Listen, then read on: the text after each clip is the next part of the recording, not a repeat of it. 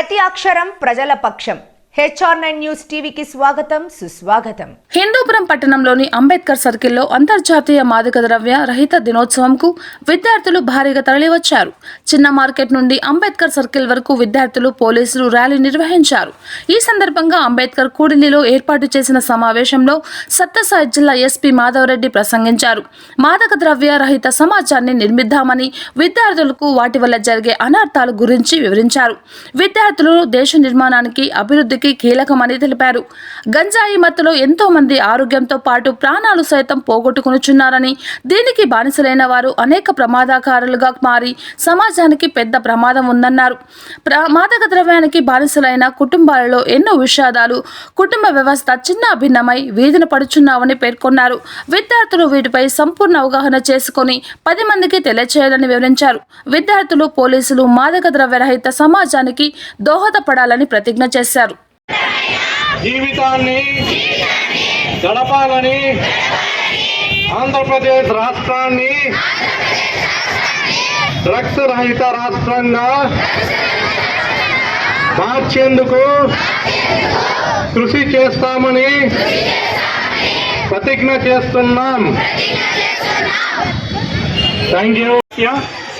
One of the biggest problems is drugs. ఇది మెయిన్గా మిమ్మల్ని అందరినీ ఇక్కడ గ్యాదర్ చేయడానికి one of the main reasons. ఈ డ్రగ్స్ని ఎక్కువ ఎఫెక్ట్ చేసేది మన యూత్ని, స్టూడెంట్స్ని. ఈ స్టూడెంట్స్ మీరే రేపటి మన భవిష్యత్తు, మన దేశాన్ని ఒక అభివృద్ధి మార్గంలో నడిపించాలన్నా ఏదైనా అది మీ చేతుల్లోనే ఉంటుంది. సో మిమ్మల్ని మన ఎస్పీ సార్ ఈరోజు అమూల్యమైన టైంను కేటాయించి ఇంత దూరం వచ్చి మీతో ఇలా టైం స్పెండ్ చేయడానికి మెయిన్ కారణం ఈ డ్రగ్స్ యొక్క అవేర్నెస్ మీలో కల్పించి మీకు తెలియజేసి మీరు ఆ దారిని వెళ్లకుండా ఒక మంచి మార్గంలో వెళ్తారని ఆశ.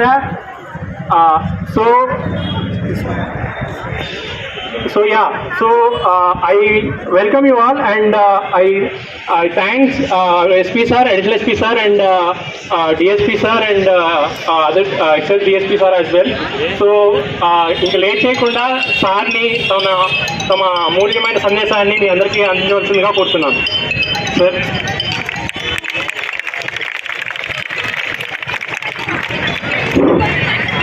ఇక్కడ విచ్చేసిన మన ఎస్పీ సార్ గారికి, డిఎస్పీ గారికి, ఏఎస్ గారికి, ఎక్సైజ్ డిఎస్పీ గారికి, ఇన్స్పెక్టర్స్కు, ఇక్కడ విచ్చేసిన స్టూడెంట్స్కి, అమ్మాయిలకు అందరికీ నమస్కారాలు.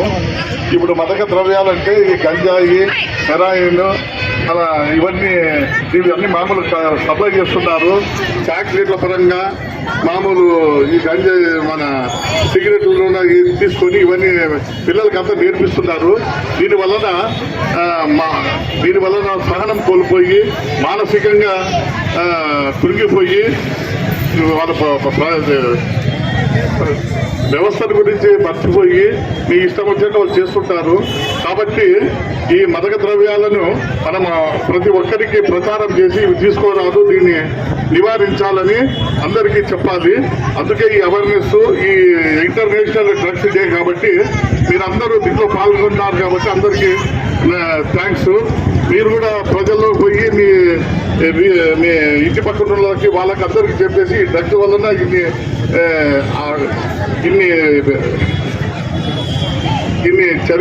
దీని వల్ల అంతా నాశనం అయిపోతున్నారని అందరికీ చెప్పి అవేర్నెస్ కలిగించాలని కోరుకుంటూ ఈ అవకాశం ఇచ్చిన అందరికీ నమస్కారాలు. అందరికీ నమస్కారం. పిల్లలు ఒకసారి గట్టిగా స్లోగన్ చెప్పండి.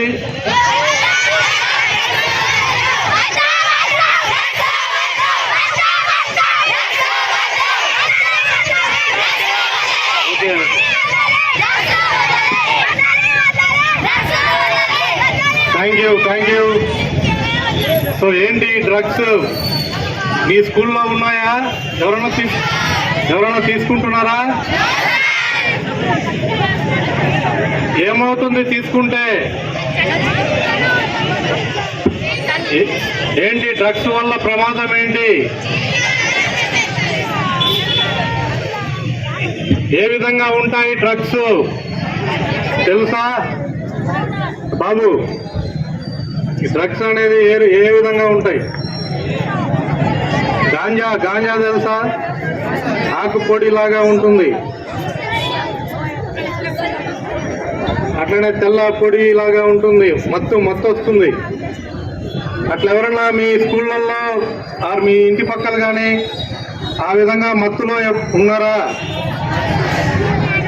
అట్లా ఎవరన్నా ఉంటే మాకు చెప్పండి, ఓకేనా? సో హిందూపురం ప్రజలందరికీ నమస్కారాలు, అదేవిధంగా మీడియా మిత్రులందరికీ కూడా నమస్కారాలు.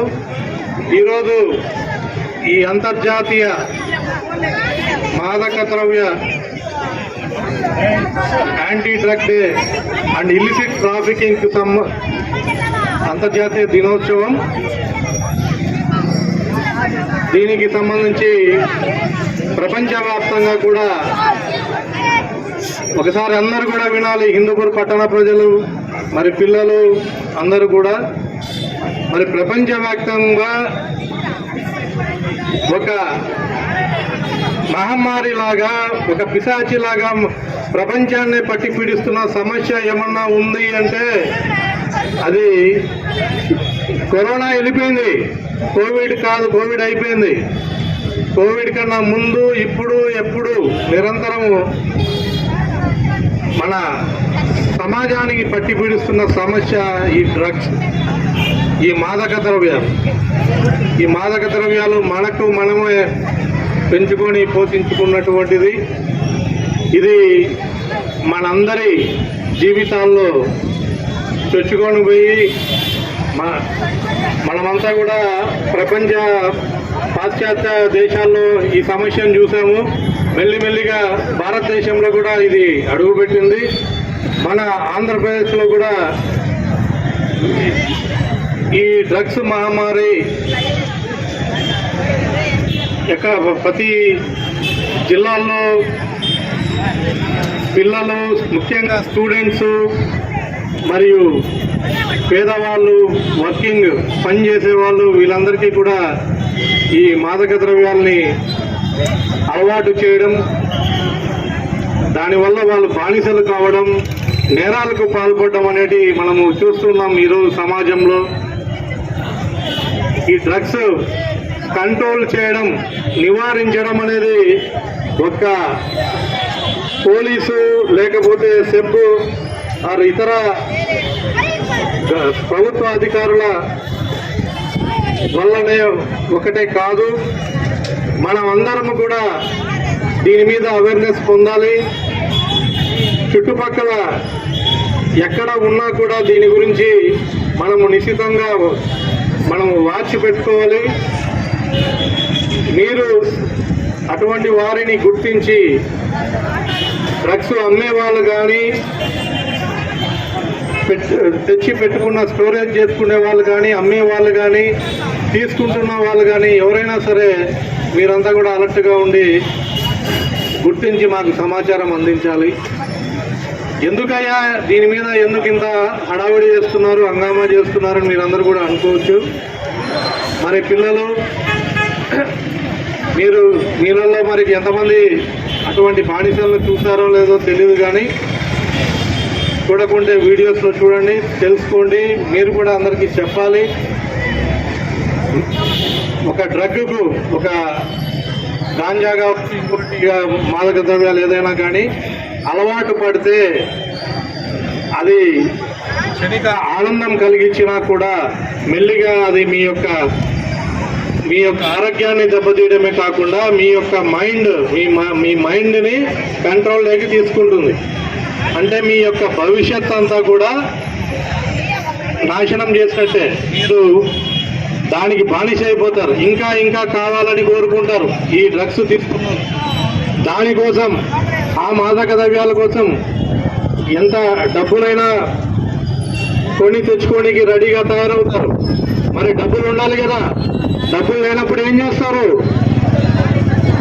మరి తల్లిదండ్రుల ఇంట్లోనే దొంగతనం స్టార్ట్ చేస్తారు.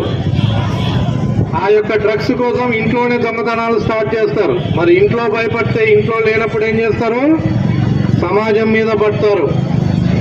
సమాజంలో దొంగతనాలు కావచ్చు, లేకపోతే ఎవరైనా కొట్టి డబ్బులు తీసుకోవడం, లేదా దొంగతనాలు చేయడం, దొంగీలు చేయడం, ఇతరత్ర నేరాలు చేయడం, ఇలాంటి నేరాలను కూడా ఈ డ్రగ్స్, ఈ మాదక ద్రవ్యాలు ప్రేరేపిస్తుంది. కాబట్టి దాంతోపాటు ఆరోగ్యాన్ని పాడు తీస్తుంది, మీ యొక్క మేధో సంపత్తిని. ఫర్ ఎగ్జాంపుల్, ఒక మంచి స్టూడెంట్ ఉంటాడు, చక్కగా చదువుతున్నాడు, 99%, 90% అబోవ్ గ్రేడ్ ఉన్నది, బాగా డిసిప్లిన్గా ఉన్నాడు. అటువంటి ఎంతోమంది స్టూడెంట్స్కి డ్రగ్స్ అలవాటైనాక ఏమైంది, వాడు చదవడం మానేశాడు. ఎంతసేపు ఈ డ్రగ్స్ కావాలనే కోరికతో నిద్రమత్తులో జోగుతున్నారు. ఆ విధంగా చదవలేని పరిస్థితి, నేరాలకు పాల్పడడం, కొట్లాడడం, పేరెంట్స్తో ఇంట బయట సమాజానికి ఒక నేరస్తుడిలాగా లాస్ట్కు తయారు కావడం, ఈ విధంగా ఒక క్రిమినల్ లాగా కావడమే కాకుండా అతని యొక్క పర్సనల్ లైఫ్